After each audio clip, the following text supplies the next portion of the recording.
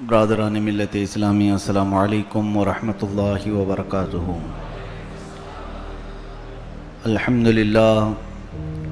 للہ الحنان المنان الذي خلق الانسان وعلمه البيان، والصلاة والسلام على رسوله سيد الانس والجان وعلى آله واصحابه ذوي الخير والإحسان، اما بعد فأعوذ بالله من الشيطان الرجيم، بسم الله الرحمن الرحيم۔ وَلَنَبْلُوَنَّكُمْ بِشَيْءٍ مِّنَ الْخَوْفِ وَالْجُوعِ وَنَقْصٍ مِّنَ الْأَمْوَالِ وَالْأَنفُسِ وَالثَّمَرَاتِ وَبَشِّرِ الصَّابِرِينَ الَّذِينَ إِذَا أَصَابَتْهُمْ مُصِيبَةٌ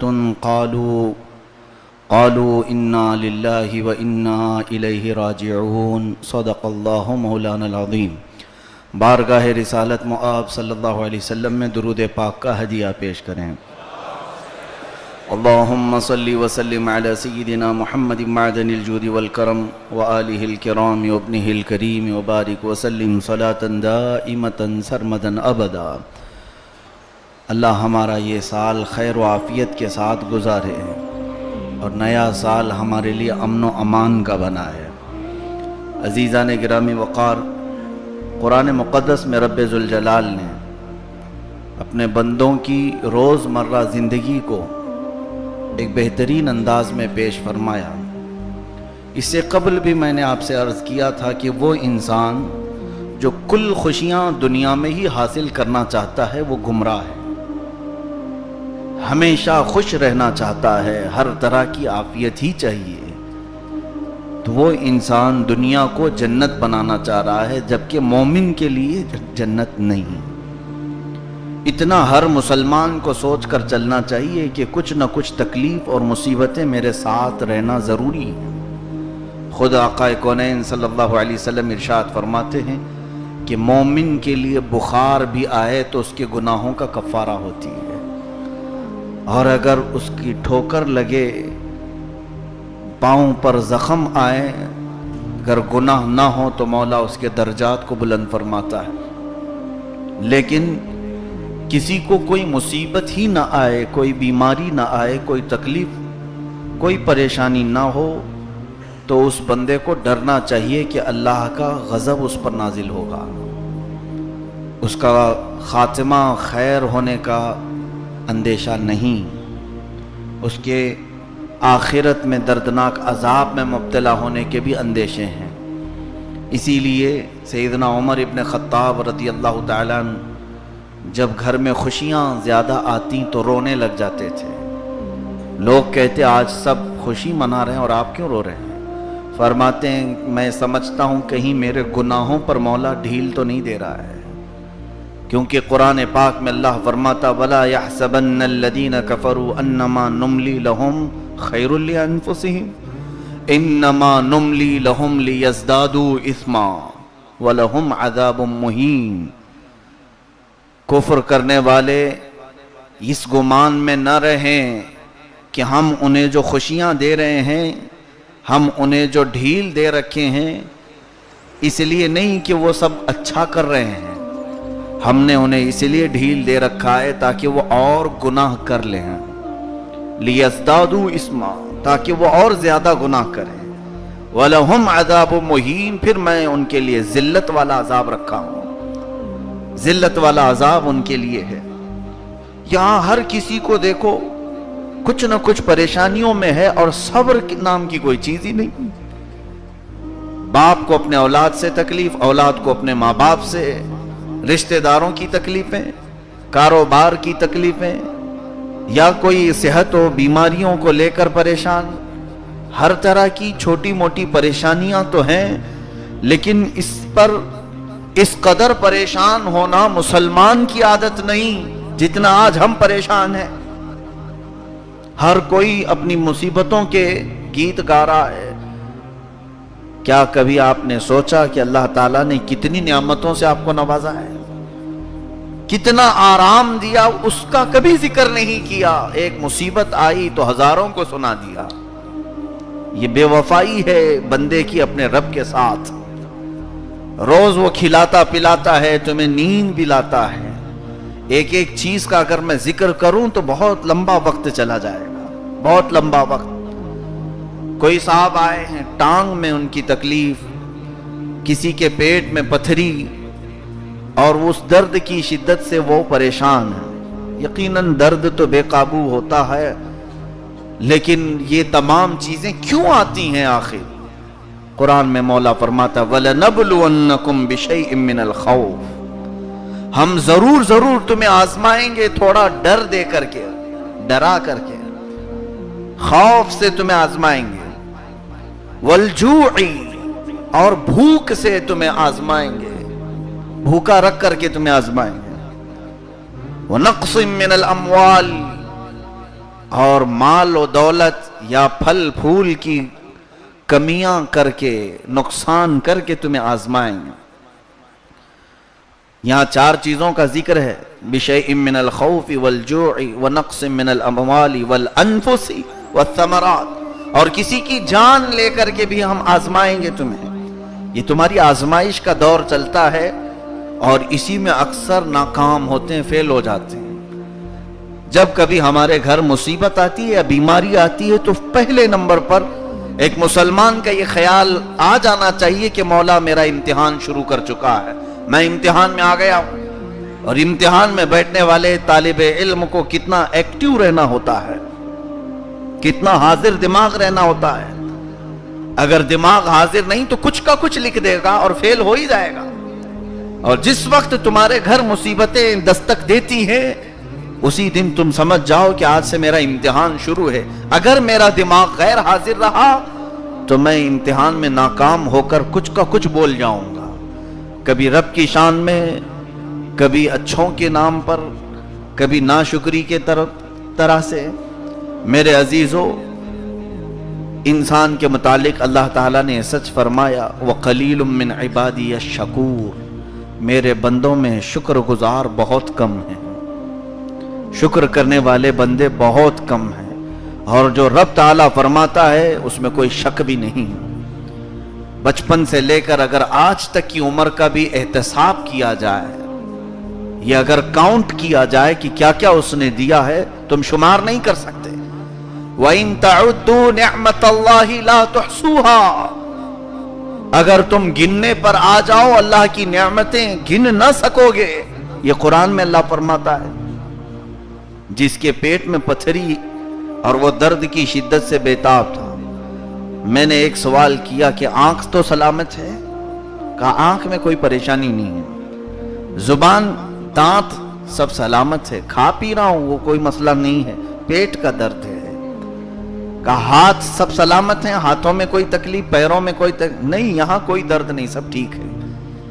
گلے میں کوئی انفیکشن؟ کہا نہیں۔ سر درد ہوتا ہے؟ نہیں، سب ٹھیک ہے، پیٹ کا ایک درد ہے، پتھری کا۔ کہا اتنی ساری نعمتوں کا شکر کرنے کے بعد ایک بیماری کا ذکر ہونا چاہیے۔ ان تمام چیزوں کا تم نے کہا بھی نہیں کہ میری آنکھ بھی سلامت ہے، زبان بھی سلامت ہے، کان بھی سلامت ہے، ہاتھ پیر صحیح چل رہے ہیں، میرا سر صحیح ہے، دماغ صحیح ہے، دل کی دھڑکنیں صحیح ہے۔ یہ تو ذکر بھی نہیں کیا کسی سے آپ نے، لیکن ایک پتھری کا ذکر تو سب سے کر دیا۔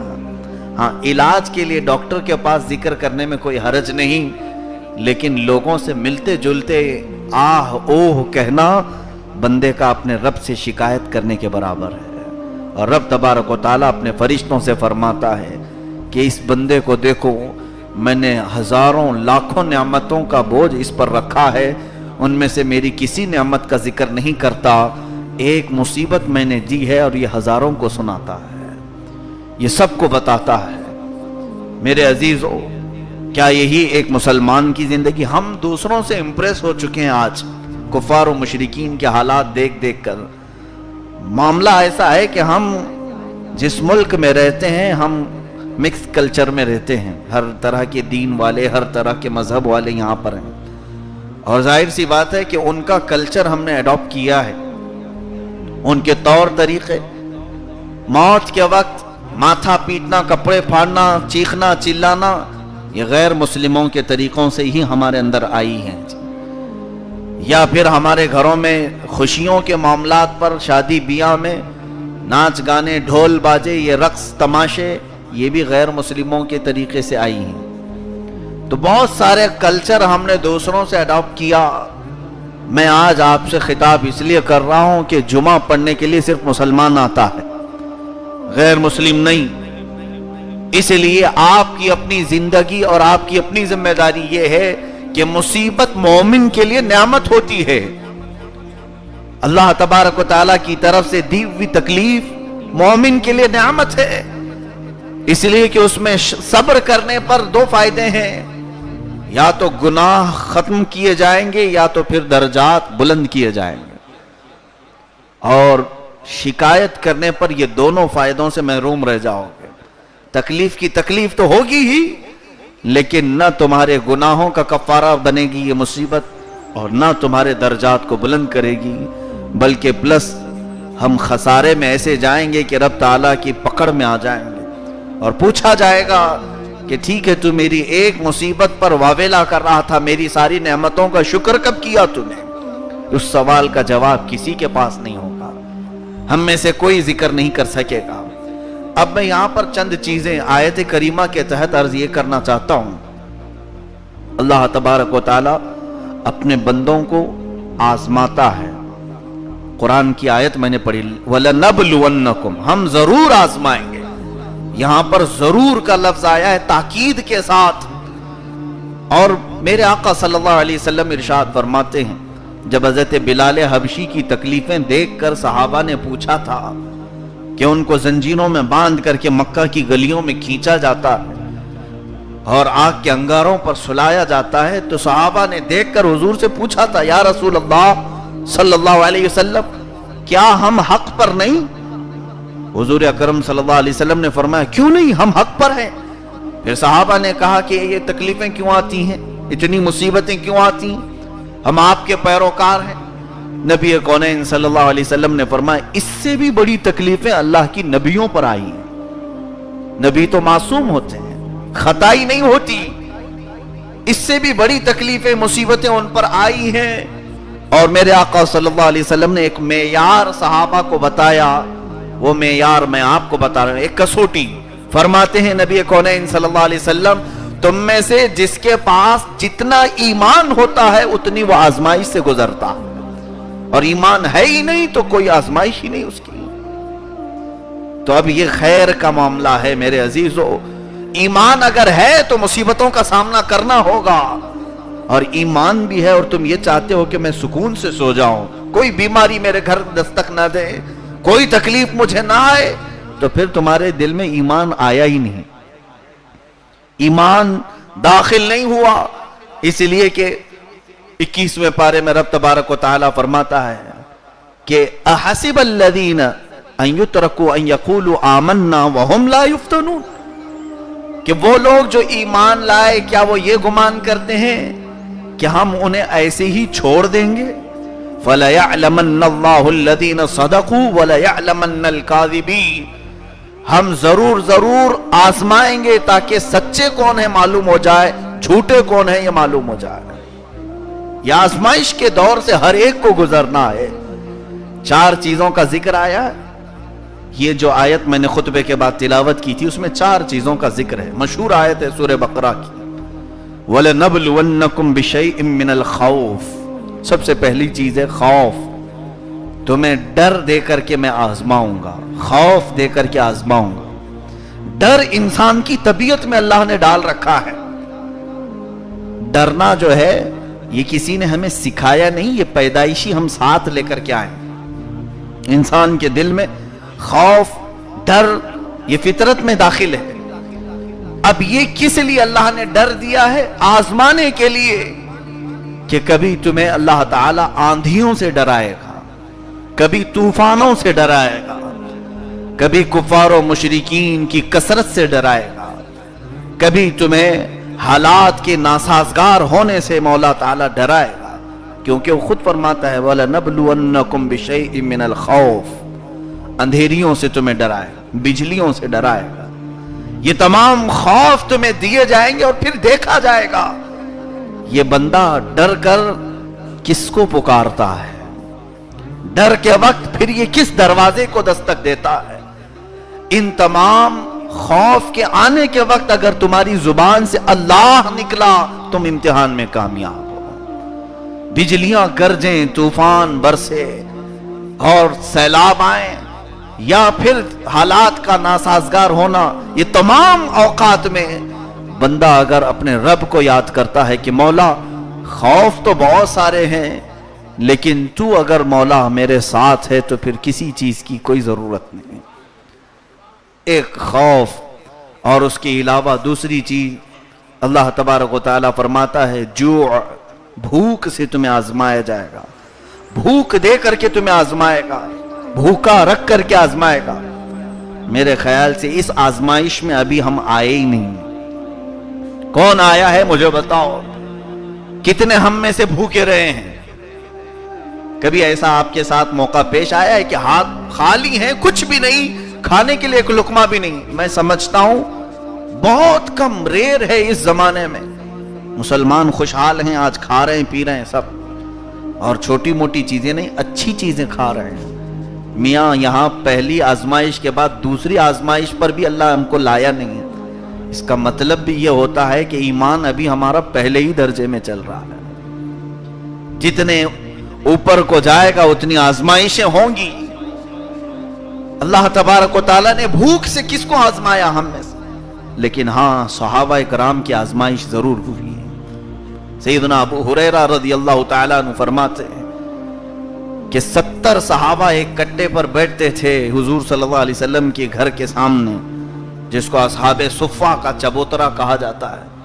وہ گھر بار سب چھوڑ کر کے آئے ہوئے تھے دین کا علم حاصل کرنے کے لیے. رسول کونین صلی اللہ تعالیٰ علیہ وسلم مختار کائنات ہیں، مالک کائنات ہیں، لیکن صحابہ اکرام رضوان اللہ علیہم اجمعین خود فرماتے ہیں ہمارے کھانے پینے کا کوئی باضابطہ انتظام نہیں تھا. حضور کے پاس جو صدقے آ جاتے، انہوں نے کہا کہ یا رسول اللہ صلی اللہ علیہ وسلم کچھ ہے تو نہیں؟ ایک 6 مہینے کی بکری کا بچہ ہے. حضور اکرم صلی اللہ علیہ وسلم نے فرمایا اسی کو ذبح کر لیتے ہیں.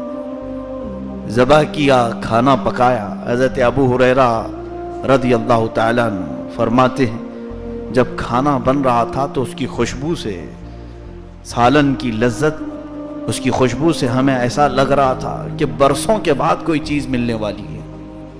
کھانا پک کر تیار ہوا. حضرت ابو ایوب انصاری آئے، سنو توجہ سے اے میرے عزیزو. جب دسترخوان پر رکھا گیا تو میرے آقا صلی اللہ علیہ وسلم نے فرمایا ابو ایوب اور ایک کھٹوری ہو تو لاؤ، سالن کو آدھا آدھا کر دو. آدھا سالن دوسری کھٹوری میں اتارا. فرمایا جاؤ میری بیٹی فاطمہ کو دے آؤ، وہ 8 دن سے فاقے میں ہے یا 10 دن سے فاقے میں ہے، اس کے گھر میں تو سالن بنا ہی نہیں. نبی کونین صلی اللہ تعالیٰ علیہ وسلم کی یہ بات سن کر حضرت ابو ہریرہ بے قابو ہو گئے. فرماتے ہیں پھر ہماری تو بھوک کسی کام کی نہیں. خاندان رسول بڑی آزمائش سے گزر رہا ہے اور میں تو صرف 2 دن کا بھوکا شکایت لے کر کے آیا تھا. سیدنا ابو ہریرہ فرماتے زندگی بھر پھر کبھی میری زبان پر شکایت نہیں آئی، کیونکہ اپنے نبی کونین صلی اللہ علیہ وسلم کو دیکھا تھا. اے میرے عزیزو، اللہ تبارک و تعالیٰ کی آزمائش سے ہر ایک کو گزرنا ہے تو تمہارا ایمان اگر ہے تو صبر کا دامن نہ چھوڑنا. ہر ایک سے شکایت نہ کرنا کہ میں ان مصیبتوں کا شکار ہو گیا، ہائے میری دکان لٹ گئی، ہائے میرا بزنس خسارے میں آ گیا، ہائے میں اس بیماری کا شکار ہوں، اس بیماری کا شکار ہوں. صرف اس کو سناؤ جس سے علاج ممکن ہے. اپنی بیماری کا ذکر صرف اس کے سامنے ہو جس کا تمہیں یہ امید ہے کہ یہ علاج کر سکتا ہے، اس کے پاس طب کا کوئی نسخہ ہے. باقی ہر دوست کو، ہر ایرے غیرے کو اپنی مصیبتیں سنانا در حقیقت اپنے رب کی دی ہوئی چیزوں کی شکایت کرنا ہے. اپنے مولا کی شکایت ایسے کرتے ہیں. پھر بندہ رب تعالیٰ کے حضور جب دعا کے لیے ہاتھ اٹھاتا ہے اور پھر مانگتا ہے تو اسے شرم بھی آنی چاہیے. تم ہر جگہ مولا کی برائیاں کر کے آتے اور پھر مانگتے اسی سے ہو، پھر اسی کے سامنے ہاتھ پھیلاتے ہو. اسی لیے دعا کے آداب میں بزرگوں نے یہ بھی لکھا ہے کہ دعائیں کیوں نہیں قبول ہوتی. دعا قبول ہونے کے جو شرط رکھی گئی ہیں، شرائط لکھی گئی ہیں، اس میں کئی شرائط میں اس کا بھی ذکر ہے۔ پہلی شرط تو یہ ہے کہ حلال کھانا ہوگا، دوسری شرط یہ ہے کہ ایسی چیز نہ مانگو جو ناممکن ہو تمہارے لیے، اور انہی شرائط میں یہ بھی فرمایا گیا ہے کہ رب تبارک و تعالیٰ کی ذات پر اس کو کامل یقین ہو دعا کے قبول ہونے کا اور اللہ کے سننے کا، کہ میں آزمائش سے گزر رہا ہوں گا، رب تبارک و تعالیٰ مجھے آزمائش کے لیے انتخاب کیا ہوگا۔ خاموش ہو جاتے، الرٹ ہو جاتے ایسے معاملات میں جب کام کاج چھوٹ جائے، تمہارے ملازمت نہ ملے، یا جو آمدنی تھی وہ آمدنی میں خسارہ ہو گیا، تو اس وقت مسلمان کی پہلی ذمہ داری یہ ہے، سب سے پہلے یہ سوچے، قرآن کہتا ہے ما اصابکم من مصیبت فبما کسبت ایدیکم، جو مصیبت تمہیں پہنچتی ہے یہ تمہارے اپنے ہاتھوں کی کمائی ہے۔ پہلی چیز یہ سوچے۔ دوسری چیز یہ سوچے، پہلا یہ کہ میرے اعمال کی وجہ سے یہ بندش ہو گئی ہوگی، دوسری یہ چیز سوچے کہ شاید رب تبارک و تعالیٰ میری آزمائش کر رہا ہوگا، مجھے آزما رہا ہوگا۔ دو طرح کے سوالات ہمارے پاس کثرت سے آتے ہیں۔ پہلے تو یہ ہے کہ خسارے میں چل رہے ہیں، بہت نقصان میں، تعویذ چاہیے۔ تعویذ تو ہم